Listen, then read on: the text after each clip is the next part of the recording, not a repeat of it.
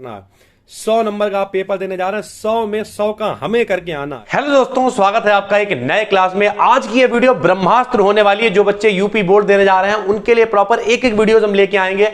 आज ये हिंदी की वीडियो, इसमें हम आपको दिखाने वाले हैं पूरे पेपर में आपको किस पैटर्न पे लिखना है। दोस्तों पैटर्न बहुत मैटर करता है, बल्कि हम कहेंगे राइटिंग उतना मैटर नहीं करती है। अगर आपने ठीक ठाक राइटिंग लिख दी है जो समझ में आ जाती है तो राइटिंग उतना मैटर नहीं करेगी जितना पैटर्न मैटर करेगा। ऐसा कभी नहीं होता है कि कोई कहे भाई ये हमने चेक कर दिया 5 नंबर, ये मान लिया बच्चे के 90 नंबर मिल रहे हैं और 90 में से जो है अब 10 नंबर राइटिंग के माइनस कर दो। ऐसा कहीं नहीं होता है सर।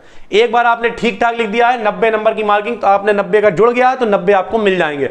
तो चलते हैं फोन की स्क्रीन पर, हम आपको पूरा समझाएंगे एक एक करके पूरा हिंदी का पेपर। अगर आप हाई स्कूल में, सर फिलहाल इंटर के पेपर से आपको समझाएंगे किस तरीके से आपको लिखना है। लगभग पैटर्न सेम ही होता, तो आप हाई स्कूल में 11th में जहां भी हैं प्रॉपर पूरा समझ लें और वीडियोस को पूरा देखें। एक एक चीज समझाएंगे, लेटर कैसे लिखना है, एप्लीकेशन कैसे लिखना है, या फिर ऐसे कैसे लिखना है, मतलब निबंध कैसे लिखना है, एक एक करके सारी चीजें समझाएंगे। चलिए फोन की स्क्रीन पर चलते हैं। उससे पहले नए हैं चैनल को सब्सक्राइब कर लीजिए। चलिए शुरू करते हैं। देखिए सबसे पहले हमने खंड का खोल लिया है, ठीक है। इसका आप देखिए खंड का है ये। अगर आप इसे सही से देखेंगे तो इसमें देखिए सबसे पहले लिखा होता है रानी केतकी की कहानी के लेखक हैं। इस तरीके से बहुत सारी चीजें सर आपको दे रखी होती हैं ये सारी, ठीक है।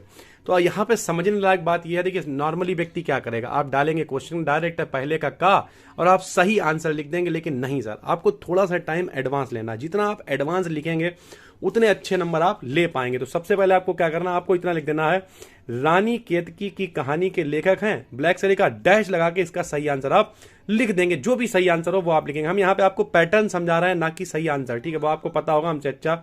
और शुरुआत में 1 से लेकर 10 तक क्वेश्चन इनकी प्रॉपर हमने इंपॉर्टेंट 133 क्वेश्चन बताए थे, उनमें से ही आएंगे। उसका भी हम डिस्क्रिप्शन में लिंक दे देंगे, अगर आपने नहीं देखा तो आप जाके देख लीजिएगा। यानी आपको इन्हें लिखने का तरीका क्या है, इन्हें लिखने के लिए आप डायरेक्ट नहीं लिखेंगे, ऐसे लिखेंगे रानी केतकी की कहानी के लेखक हैं डैश, फिर आप सही आंसर लिखेंगे। तो थोड़ा सा स्टैंडर्ड लगने लगता है और इतना करने में आपको कोई बहुत ज्यादा टाइम खराब नहीं होता है, ठीक है सर। अब आप ऐसे लिख देते हैं पहले का पहले का खा, उससे कुछ नहीं होगा सर, ठीक। तो थोड़ा सा अच्छा करके आप लिखें। उसके जैसे ये देखिए ये क्वेश्चन होता है, तो इसमें देखिए ऐसे लिखा पाठ का शीर्षक। तो सबसे पहले तो आप इसे लिखते समय क्या करेंगे, मान लिया आपने ये किया तो मुझे मानव जाति डैश डैश डैश लिख के पवित्र है लिख दिया आपने। तो यानी यहां से लेके यहां तक पता चल जाएगा आपने ये वाला किया है। फिर अब इसके क्वेश्चन तो आप नहीं उतारेंगे, लेकिन आपने डाला आंसर नंबर 1 और लिख दिया मान लिया शीर्षक और लेखक, या पाठ और लेखक डैश लगा के लिख दिया नाम। तो हमने क्वेश्चन भी नहीं उतारा सर और पता भी चल गया कि हमने क्या लिखा है। मान लिया रेखांकित अंश की व्याख्या हेडिंग डाली, फिर की हमने मनुष्य की जीवन शक्ति कैसी, इस तरीके से। तो आप तो मनुष्य की जीवन शक्ति इस तरीके से आपने शुरू किया क्वेश्चन, तो पता चलेगा कि आपने ये वाली चीजें कर रखी हैं। यानी ज्यादातर देखिए लिखेंगे सब, आप कितना अच्छे से लिखेंगे उस पर डिपेंड करेगा दोस्तों, ठीक है। तो इनमें आप इन्हें उतारें और डैश लगा के लिख दें। इनमें क्वेश्चन नहीं उतारना, लेकिन इन्हें पहले डैश लगा के ऊपर लिख देना है और उसके बाद पाठ का नाम, शीर्षक का नाम, इस तरीके से चीजें, ठीक है। हमारे समाज का स्वरूप कैसा है, तो आपने लिख दिया समाज का स्वरूप डैश लगा के फिर उसमें लिख दिया। तो थोड़ा सा आप हेडिंग्स वाइज में जाएंगे तो चीजें अच्छी होंगी और नंबर आपको अच्छे मिल पाएंगे, ठीक है सर। तो इस तरीके से मान लिया इन्हीं दोनों में से आप कोई एक कर लेंगे। उसके बाद इसी तरीके से आपको ये वाला भी करना है। इसमें देखिए शीर्षक और कवि का नाम, तो आपने लिखा शीर्षक और कवि और इस तरीके से आप लिख देंगे, ठीक है। फिर अगर हम थोड़ा सा नीचे आए तो यहां पर देखिए अगर थोड़ा सा पढ़ेंगे लिखा हुआ 80 शब्द। 80 शब्द का मतलब होता है दोस्तों लगभग 8 लाइनें। लेकिन आपको ध्यान ये देना, यहां पर लिखा 3+2, यानी 3 नंबर में इसका साहित्यिक परिचय है और 2 नंबर में इसकी रचनाएं भी हैं। यानी आपने ये देखना है कि 3+2 यहाँ पे लिखा हुआ 2+5। तो जो चीजें लिखी हुई हैं वो आपको समझनी पड़ेंगी इधर कि यहाँ पे प्लस में लिखा हुआ, इसका मतलब यहाँ पे 2 चीजें हैं। तो आपको कैसे लिखना, सबसे पहले आप क्या काम करें, मान लिया आपने लिखा माता का नाम, पहले लेखक का नाम, माता का नाम, पिता का नाम, इस तरीके की आप चीजें लिख देंगे, ठीक है। और उसके बाद डालेंगे जीवन परिचय, थोड़ा सा 2 लाइनें आप जीवन परिचय में लिख देंगे क्योंकि यहाँ पे साहित्यिक परिचय पूछा है। फिर आप डालेंगे साहित्यिक परिचय, साहित्यिक परिचय में लिखेंगे निबंधकार थे जो भी थे उनके बारे में लिख देंगे। और फिर आप प्रॉपर रचनाएं हेडिंग डालेंगे सर, रचनाएं डाल के उसमें इनके निबंध कौन से थे, इनकी गद्य कौन सी थी, विधा कौन सी थी, जो भी चीजें वो आप आराम से हेडिंग वाइज लिखेंगे। अगर आप पूछें सर कितना है, तो 80 शब्द का मतलब होता है लगभग 8 लाइनें, यानी आप 1 पेज मान के चलें। अगर आप ये सोचेंगे 80 शब्द गिनेंगे बैठ के हम, तो उसमें कुछ नहीं होना, ठीक है। वो आप फिर लिख ही नहीं पाएंगे। तो आप 1 पेज मान के चलिए, प्रॉपर आपको 1 पेज मिल जाएगा। इसके लिए सेम आपको प्रोसेस यहां भी फॉलो करना है, कवियों के लिए भी, ठीक है सर।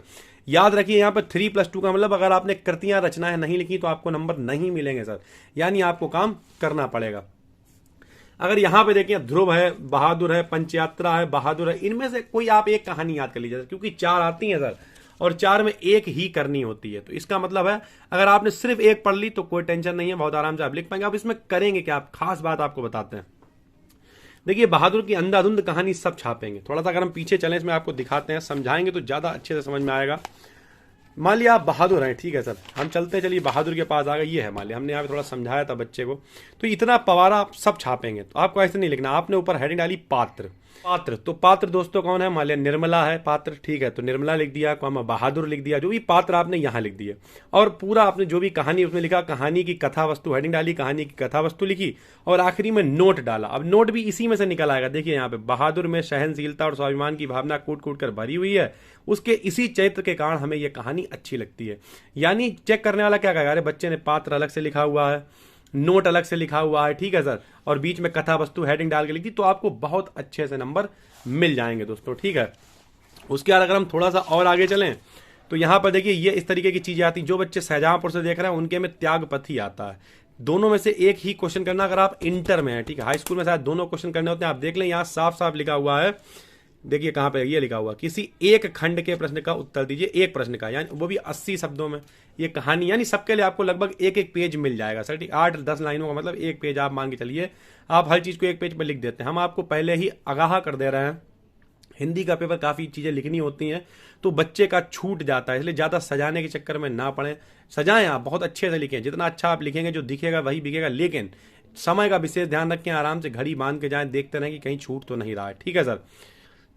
तो यहां पर आप क्या करेंगे, त्यागपति कथा वस्तु है और हर्षवर्धन का चरित्र चित्रण है।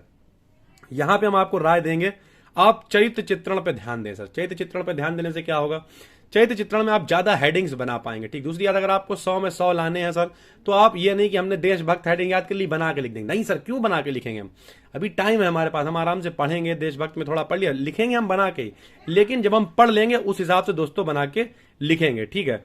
उसके बाद थोड़ा अगर हम और डिटेल करें सर, यहाँ पे देखिए ससंदर्भ, अब यहाँ पे लिखा हुआ 2+5, तो 2+5 का मतलब है संदर्भ व्याख्या करनी है, तो आप यहाँ पे संदर्भ लिखेंगे और उसके बाद व्याख्या करेंगे। भाई आप मान के चलिए 5 से 6 लाइनों में आप लिख सकते हैं आसानी से, 40 से 50 वर्ड हो जाए, ठीक है सर, मतलब भर का आपको अपने हिसाब से व्याख्या कर देनी है। थोड़ा अगर हम आगे चलें तो इसमें भी देखिए 2+5 का मतलब पहले संदर्भ है और फिर व्याख्या आपको करनी है। थोड़ा आप नीचे आए, यहाँ पे देखिए क्या लिखा हो, 1+1, यानी दो चीजें हैं दोस्तों यहाँ पे, किसी एक का अर्थ लिखकर वाक्य प्रयोग, यानी आपने सिर्फ अर्थ लिखा तो आपको 1 नंबर मिलेगा, वाक्य प्रयोग भी कर दिया तो सर 1 और नंबर मिल जाएगा।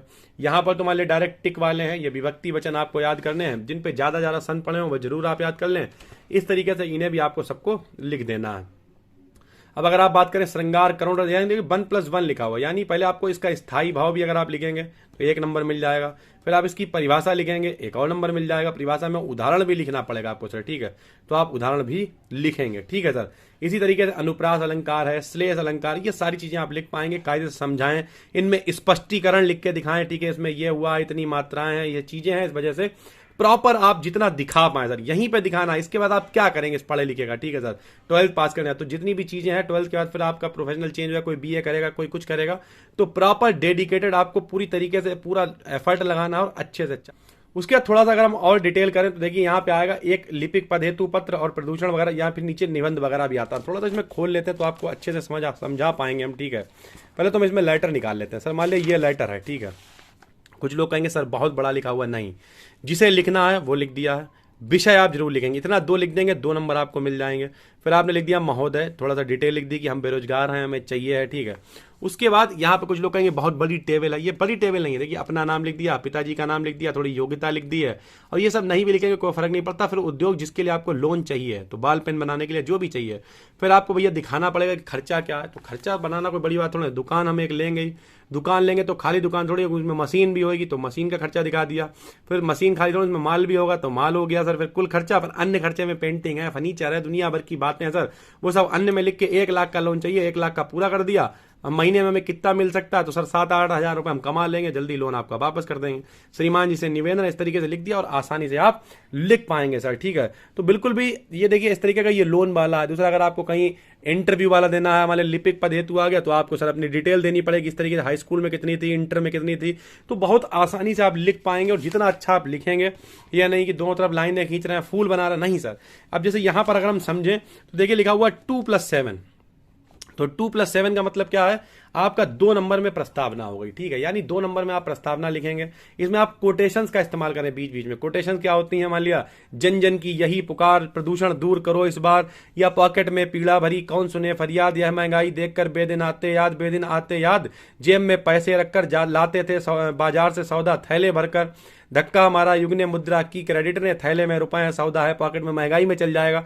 इस तरीके से आप जितनी अच्छी चीजों को दिखा पाएंगे, ब्लैक पेन का यूज करें, ठीक है, अच्छे से हेडिंग ऊपर कायदे से डालें, प्रश्न संख्या या उत्तर संख्या जो भी है एक लाइन में कायदे से लिखें सर, ठीक है। ये चीजें हैं, इनमें से वो टॉपिक तो सबसे पहले 2 नंबर में आप प्रस्तावना हो गई सर। उसके बाद आप एक एक हेडिंग्स और यानी टोटल 8 हेडिंग्स कम से कम आप लिखेंगे। अब निबंध भी 2 तरीके का होता है, एक एडवांटेज वाला होता है, एक एडवांटेज डिसएडवांटेज वाला होता है। जैसे मान लिया आप मोबाइल पे आ गया तो मोबाइल के फायदे भी हैं नुकसान भी हैं, इस तरीके का उसमें चला सकते हैं, इसके फायदे क्या हैं नुकसान क्या है। मान लिया 7 है तो कम से कम 7 पॉइंट लिख दिया आपने, ठीक, 2 पेजेस का लगभग आप लिखेंगे, ठीक है। मान लिया एक दूसरी तरीके का होता है, जैसे मान लिया हमने कह दिया प्रदूषण, तो प्रदूषण के फायदे नुकसान थोड़े ना होंगे, प्रदूषण में कारण क्या है, प्रकार क्या है, वायु प्रदूषण, ध्वनि प्रदूषण, उससे बचाव क्या है, इस तरीके की चीजें, यानी 2-3 तरीके की चीजें होती हैं दोस्तों, ठीक है। तो इस तरीके से आप पूरा 100 में 100 नंबर का पेपर कर पाएंगे। जितनी भी चीजें हैं अपना देखिए, अपना 100% देना है। आधी परसेंट की जितनी वो मैटर नहीं करता है दोस्तों। आप सोचे नहीं हम तो मान लिया 100 में 100 ही लाने हैं, आएंगे सर, हम अपना 100% देंगे। और एक बात आखिरी में कहेंगे, बिल्कुल याद रखिए सर, 500 का टोटल अपने पास 5 सब्जेक्ट, तो 500 में 500 का करना है। 100 नंबर का आप पेपर देने जा रहे हैं, 100 में 100 का हमें करके आना है। आता हो तब भी करना है, नहीं आता हो दोस्तों तब भी करना ही करना है, ठीक है। ये बात बिल्कुल समझ लीजिए। ना आता हो बना के लिखिएगा, हिंदी है, इंग्लिश है, फिजिक्स है, केमिस्ट्री है, कुछ भी, 100 में 100 नंबर का पेपर करना है। उम्मीद करेंगे ये वीडियो आपके बहुत काम की है। नए हैं चैनल को सब्सक्राइब कर लीजिए। हम मिलते हैं आपसे एक और वीडियो में, तब तक के लिए धन्यवाद।